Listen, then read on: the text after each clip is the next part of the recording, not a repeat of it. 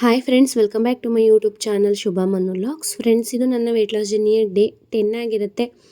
ಮತ್ತು ಫ್ರೆಂಡ್ಸ್, ನಾನಿಲ್ಲಿ ಮನೆ ಕೆಲಸಗಳನ್ನ ಸ್ಟಾರ್ಟ್ ಮಾಡಿಕೊಂಡು ಅದರ ಜೊತೆಗೆ ನನ್ನ ಡೈಲಿ ರೊಟೀನು ಕೂಡ ಸ್ಟಾರ್ಟ್ ಮಾಡ್ಕೊಂಡಿದ್ದೀನಿ.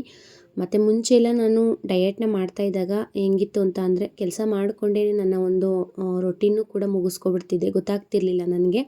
ಇವಾಗ ಹಂಗಲ್ಲ, ಯಾವುದೇ ರೀತಿ ಕೆಲಸ ಮಾಡ್ತಾಯಿದ್ರು ಅಂದರೆ, ಒಂದು ಅಡುಗೆ ಮಾಡ್ತಾಯಿದ್ರು ಸರಿಯೇ, ಒಂದು ಮನೆ ಕೆಲಸ ಮಾಡ್ತಾಯಿದ್ರು ಸರಿಯೇ, ನನ್ನ ಡೈಲಿ ರೊಟೀನ್ ಏನಿರುತ್ತೆ ಅದನ್ನು ನಾನು ವೀಡಿಯೋ ಕ್ಲಿಪ್ಪಿಂಗ್ಸ್ ಎಲ್ಲ ತೊಗೋಬೇಕಾಗತ್ತೆ.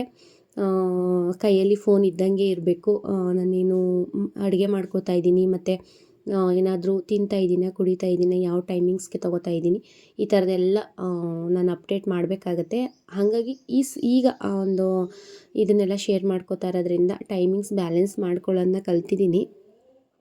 ಬರ್ತಾ ಅಡ್ಜಸ್ಟ್ ಕೂಡ ಆಗ್ತಾಯಿದ್ದೀನಿ. ಇನ್ನು ಸುಮಾರಷ್ಟು ಡೌಟ್ಸ್ಗಳನ್ನ ಕೇಳ್ತಾನೆ ಇದ್ದೀರಾ. ನಾನು ಸುಮಾರು ಸಲ ವೀಡಿಯೋದಲ್ಲಿ ಅಪ್ಲೋಡ್ ಮಾಡಿದ್ದೀನಿ. ಹಾಗಾದ್ರೂ ಕೂಡ ಕಮೆಂಟ್ ಮುಖಾಂತರ ಕೇಳ್ತೀರಾ, ಇವಾಗ ವೆಯ್ಟ್ ಎಷ್ಟಿದ್ದೀರಾ, ಮತ್ತು ಎಷ್ಟು ಕಡಿಮೆ ಆದರೆ, ಇಲ್ಲಿವರೆಗೂ ನೀವು ಎಷ್ಟು ವೆಯ್ಟ್ ಲಾಸ್ನ ಮಾಡ್ಕೊಂಡ್ರಿ, ಪ್ರೆಸೆಂಟು ನಿಮ್ಮ ವೆಯ್ಟ್ ಎಷ್ಟು, ಈ ಥರ ಎಲ್ಲ ಡೌಟ್ಸ್ಗಳನ್ನ ಕೇಳ್ತೀರಾ. ಅಂದರೆ ನಾನು ವಿಡಿಯೋದಲ್ಲಿ ಅಪ್ಲೋಡ್ ಮಾಡಿದ್ದೀನಿ, ಬಟ್ ನೀವು ಕೊನೆವರೆಗೂ ವಿಡಿಯೋ ನೋಡ್ತಾ ಇಲ್ಲ ಅಂತ ಅನ್ಕೋತೀನಿ.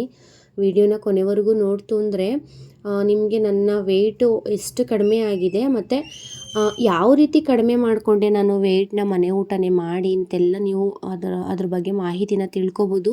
ನೀವು ಏನಾದರೂ ವೆಯ್ಟ್ ಲಾಸ್ ಮಾಡ್ಕೊಳ್ಳೋ ಐಡಿಯಾದಲ್ಲಿ ಇತ್ತು ಅಂದರೆ ನಿಮಗೂ ಕೂಡ ಆರಾಮಾಗಿ ಯೂಸ್ ಆಗುತ್ತೆ. ನನ್ನ ವೀಡಿಯೋಸ್ಗಳನ್ನ ನೋಡಿಕೊಂಡು ನೀವು ಕೂಡ ವೆಯ್ಟ್ ಲಾಸ್ನ ಮಾಡ್ಕೋಬೋದು, ಮನೆ ಊಟನೇ ಮಾಡಿ. ಮತ್ತು ಯಾವುದೇ ರೀತಿಯ ಜಿಮ್ಮು, ಒಂದು ಶೇಕ್ ಆಗಿರ್ಬೋದು, ಅಂದರೆ ಬೇರೆ ರೀತಿಯೆಲ್ಲ ಆನ್ಲೈನ್ ಪ್ರಾಡಕ್ಟ್ಗಳು ಬರುತ್ತಲ್ಲ, ಅದನ್ನೆಲ್ಲ ತಗೊಂಡು ವೆಯ್ಟ್ ಲಾಸ್ ಮಾಡ್ಕೊಳ್ಳೋದಕ್ಕಿಂತ ಆರಾಮಾಗಿ ಮನೆಯಲ್ಲೇ ಇದ್ಕೊಂಡು ವೆಯ್ಟ್ ಲಾಸ್ನ ಮಾಡ್ಕೋಬೋದು ಅಂತೆಲ್ಲ ನಾನು ತಿಳಿಸ್ತಾ ಬರ್ತಾಯಿದ್ದೀನಿ ನನ್ನ ವಿಡಿಯೋದಲ್ಲಿ. ನಿಮಗೂ ಕೂಡ ಯೂಸ್ ಆಗುತ್ತೆ ನೋಡ್ತು ಅಂತ ಅಂದರೆ. ಇನ್ನು ಕೆಲವೊಂದು ಕಮೆಂಟ್ಸ್ಗಳು ನನ್ನ ಡೈಲಿ ಜರ್ನಿ ವೀಡಿಯೋನ ನೋಡ್ತಾ ಇರೋದ್ರಿಂದ, ಅಂದರೆ ಅವರು ಫುಲ್ಲು ವೀಡಿಯೋನ ನೋಡ್ತಾರೆ, ಎಲ್ಲೋ ಸ್ಕಿಪ್ ಮಾಡ್ದೇನೆ ಅಂತ ನನಗೆ ಗೊತ್ತು. ಹಾಗಾಗಿ ಅವರು ನನಗೆ ವಿಶೇಷನ ತಿಳಿಸ್ತಾರೆ, ಕಂಗ್ರಾಜ್ನ ತಿಳಿಸ್ತಾರೆ.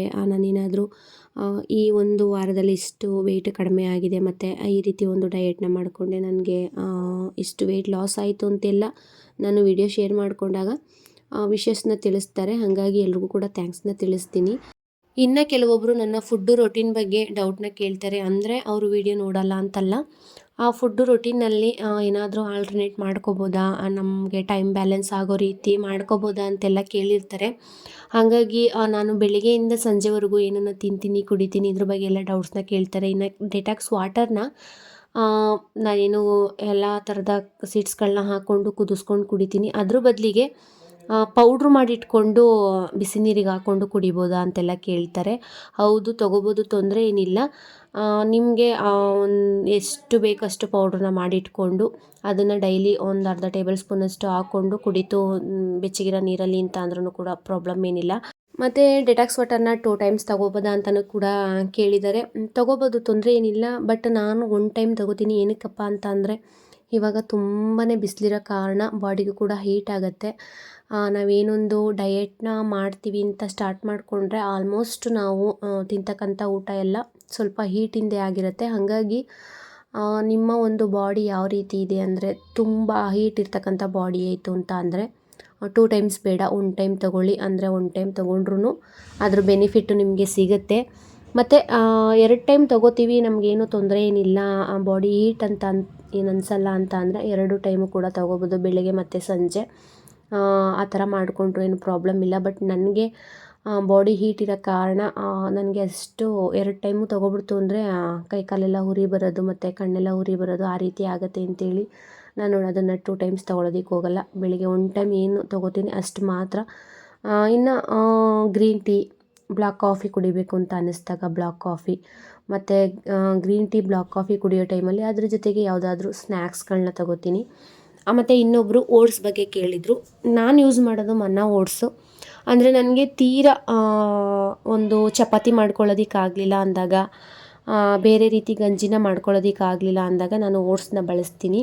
ಆ ಓಟ್ಸಿನ ಗಂಜಿನ ಮಾಡ್ಕೋತೀನಿ. ಬೇರೆ ಎಕ್ಸ್ಟ್ರಾ ಏನು ಕೂಡ ಅದರಿಂದ ಸ್ಮೂತಿ ಆಗಿರ್ಬೋದು, ಬೇರೆ ಏನು ಕೂಡ ಮಾಡ್ಕೊಳ್ಳೋದಕ್ಕಾಗ್ತಾಯಿಲ್ಲ. ಅಂದರೆ ಏನಕ್ಕಂತಂದರೆ, ಇವಾಗ ಹೊರಗೆ ಓಡಾಡ್ತಾ ಇದ್ದೀನಿ. ಹಾಗಾಗಿ ಅಂದರೆ ಬೆಳಗ್ಗೆ 11 ಗಂಟೆಗೆ ಮನೆ ಬಿಡ್ತು ಅಂದರೆ ಇನ್ನು ಸಂಜೆ 6:30 ಟೈಮಲ್ಲೇ ಬರೋದು.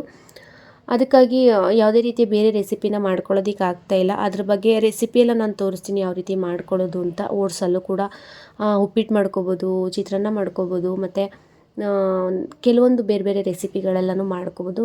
ನಾನು ಅದನ್ನು ಓಟ್ಸನ್ನು ಏನು ಮಾಡಿದ್ದೀನಿ ಅಂದರೆ ಪೌಡ್ರ್ ಮಾಡಿ ಇಟ್ಕೊಂಡಿದ್ದೀನಿ. ಒಂದು ಡಬ್ಬಿದು ಪೌಡ್ರ್ ಮಾಡಿ ಇಟ್ಕೊಂಡಿದ್ದೀನಿ. ಅದನ್ನು ಉಪ್ಪು ನೀರು ಹಾಕಿ ಕಲಿಸ್ಕೊಂಡು ದೋಸೆ ರೀತಿ ಹಾಕೋತೀನಿ. ಅದು ಬಿಟ್ಟರೆ ಇನ್ನು ರಾ ಓಟ್ಸಲ್ಲಿ ಯಾವುದೇ ರೀತಿಯ ಪೌಡ್ರ್ ಮಾಡ್ಕೊಂಡಿರಲ್ಲ ಅಂಥ ಓಟ್ಸಲ್ಲಿ ಗಂಜಿನ ಮಾಡ್ಕೊಂಡು ಕುಡಿತೀನಿ. ನಾವು ಸೇಮ್ ಯಾವ ರೀತಿ ರಾಗಿ ಗಂಜಿ, ರವೆ ಗಂಜಿ ಮಾಡ್ಕೋತೀವಲ್ಲ ಅದೇ ರೀತಿ ಚೆನ್ನಾಗಿ ಕುದಿಸಿ ಅದನ್ನು ಬೇಯಿಸ್ಕೊಂಡು ಗಂಜಿ ಮಾಡಿಕೊಂಡು ಒಂದು ಗ್ಲಾಸ್ ಕುಡಿತೀನಿ. ಅದು ಬ್ರೇಕ್ಫಾಸ್ಟ್ ಆಗುತ್ತೆ ನನಗೆ. ಹಾಗಾಗಿ ತುಂಬಾ ಈಸಿ ಮೆಥಡಲ್ಲಿ ಫುಡ್ ಮೀಲ್ಗಳನ್ನ ಮಾಡ್ಕೋತಾ ಇದ್ದೀನಿ. ತುಂಬ ರಿಸ್ಕ್ ಆಗಬಾರ್ದು ಅಂತ ಹೇಳಿ ಈಸಿಯಾಗಿ ಮಾಡ್ಕೋತಾ ಇದ್ದೀನಿ. ಹಾಗಾಗಿ ಓಟ್ಸಲ್ಲಿ ಗಂಜಿ ಮಾಡ್ಕೋತೀನಿ, ರೊಟ್ಟಿ ಮಾಡ್ಕೋತೀನಿ. ಅದು ಬಿಟ್ಟರೆ ಬೇರೆ ಯಾವುದೇ ರೀತಿ ರೆಸಿಪಿನ ಮಾಡ್ಕೊಂಡಿಲ್ಲ. ಇನ್ನು ಓಟ್ಸ್ನ ನೆನೆಸಿಟ್ಟು ಮಧ್ಯಾಹ್ನ ತಿನ್ಬೋದಾ ಅಂತಲೂ ಕೂಡ ಕೇಳಿದ್ರು. ಹೌದು, ತೊಗೋಬೋದು, ತೊಂದರೆ ಏನಿಲ್ಲ. ಓಟ್ಸ್ನ ನೀವು ಬೆಳಗ್ಗೆ, ಮಧ್ಯಾಹ್ನ, ಸಂಜೆ 3 ಟೈಮಲ್ಲಿ ಯಾವುದಾದ್ರೂ ಒಂದು ಟೈಮು ನೀವು ಓಟ್ಸ್ನ ಆ್ಯಡ್ ಮಾಡ್ಕೋತು ಅಂದರೆ ಪ್ರಾಬ್ಲಮ್ ಏನಿಲ್ಲ. ಅದು ಕೂಡ ನಮ್ಮ ಒಂದು ವೆಯ್ಟ್ ಲಾಸ್ಗೆ ಹೆಲ್ಪ್ ಮಾಡುತ್ತೆ. ಹಂಗಾಗಿ ಅದು ಕೂಡ ಡೌಟ್ ಕ್ಲಿಯರ್ ಆಯಿತು ಅಂತ ಅನ್ಕೋತೀನಿ. ಅಂದರೆ ನೀವು ಯಾವ ರೀತಿ ಓಟ್ಸಿಂದ ರೆಸಿಪಿನ ಮಾಡ್ಕೋತೀರಾ ಅನ್ನೋದು ನನಗೆ ಗೊತ್ತಿಲ್ಲ. ಓಟ್ಸ್ನ ನೆನೆಸಿ ಅದಕ್ಕೆ ಫ್ರೂಟ್ಸ್ ಎಲ್ಲ ಕಟ್ ಮಾಡಿ ಹಾಕ್ಕೊಂಡು ಒಂದು ಸಲಾಡ್ ರೀತಿ ಮಾಡಿಕೊಂಡು ಕೂಡ ತಿಂತಾರೆ. ಆ ರೀತಿ ತಿನ್ಬೋದು ಅಂತ ಅಂದ್ಕೊಳ್ತೀನಿ. ಹಾಗಾಗಿ ತಿಂದರೆ ಏನೂ ತೊಂದರೆ ಏನಿಲ್ಲ. ಆ ರೀತಿ ಮಾಡ್ಕೊಳ್ತೀನಿ. ಬಟ್ ಜಾಸ್ತಿ ಕ್ವಾಂಟಿಟಿ ಬೇಡ, ಅಂದರೆ ಜಾಸ್ತಿ ತೊಗೊಳೋದಕ್ಕೆ ಹೋಗಬೇಡಿ.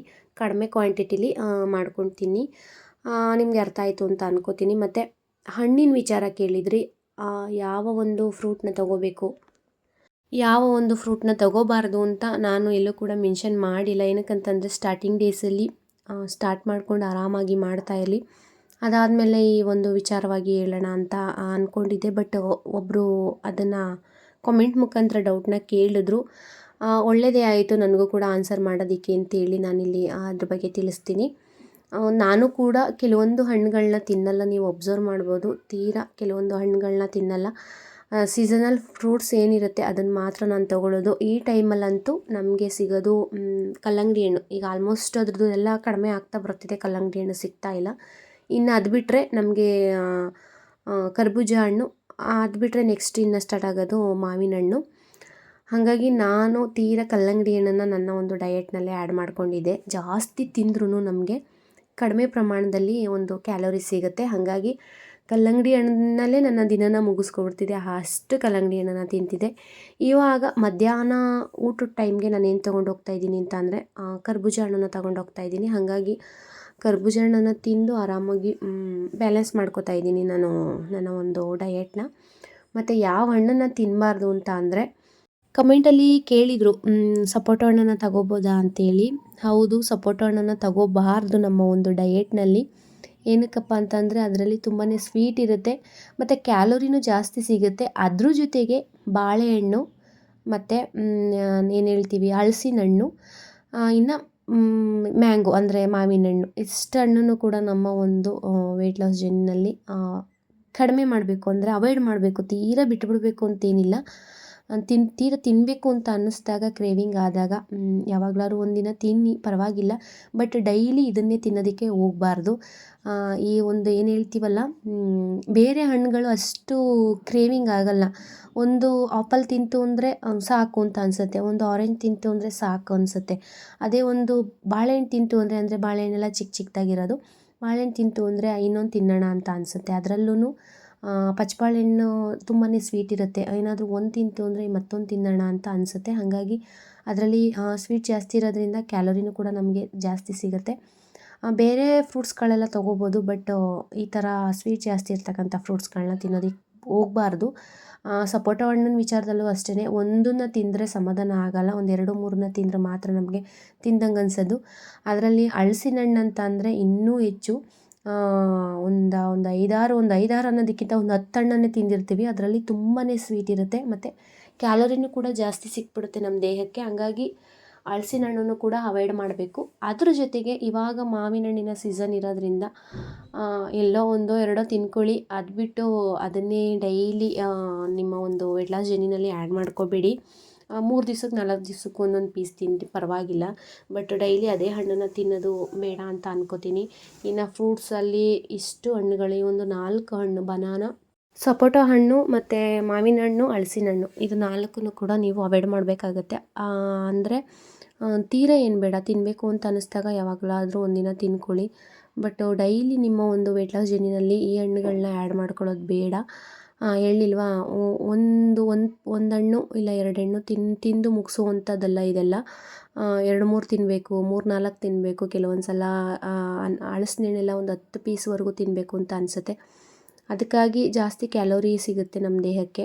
ನಾವೇನು ಬೆಳಿಗ್ಗೆಯಿಂದ ಸಂಜೆವರೆಗೂ ಕೆಲವೊಂದು ಫುಡ್ ರೊಟೀನ್ನ ಫಾಲೋ ಮಾಡಿರ್ತೀವಿ, ಸ್ಟ್ರಿಕ್ಟಾಗಿ ಮಾಡ್ಕೊಂಡಿರ್ತೀವಿ. ಬಟ್ ನಾವು ಈ ಹಣ್ಣನ್ನು ತಿನ್ನೋದ್ರಲ್ಲಿ ಎಡವಿರ್ತೀವಿ. ಇದರಿಂದ ನಮಗೆ ಪ್ರಾಬ್ಲಮ್ ಆಗೋದು ಬೇಡ. ನಾವು ಫುಡ್ಡಲ್ಲೆಲ್ಲ ಕಂಟ್ರೋಲಲ್ಲಿ ಇಟ್ಕೊಂಡು ಈ ಒಂದು ಹಣ್ಣನ್ನು ತಿಂದ್ಕೊಂಡು ಕ್ಯಾಲೋರಿ ಎಲ್ಲ ಜಾಸ್ತಿ ಮಾಡಿಕೊಂಡು ಮತ್ತೆ ವೆಯ್ಟ್ ಗೇನ್ ಆಗೋದು ಬೇಡ. ಕಂಟ್ರೋಲ್ ಮಾಡ್ಕೊಳ್ಳಿ ಆದಷ್ಟು. ಇನ್ನು ವೆಜಿಟೇಬಲ್ಸಲ್ಲಂತೂ ಯಾವುದು ಕೂಡ ರಿಸ್ಟ್ರಿಕ್ಷನ್ ಇಲ್ಲ. ಎಲ್ಲ ವೆಜಿಟೇಬಲ್ಸು ಕೂಡ ತಿನ್ಬೋದು. ಎಲ್ಲ ಸೊಪ್ಪು ತರಕಾರಿ ಎಲ್ಲನೂ ಕೂಡ ಯೂಸ್ ಮಾಡ್ಬೋದು. ಯಥೇಚ್ಛವಾಗೂ ಕೂಡ ತಿನ್ಬೋದು, ತೊಂದರೆ ಏನಿಲ್ಲ.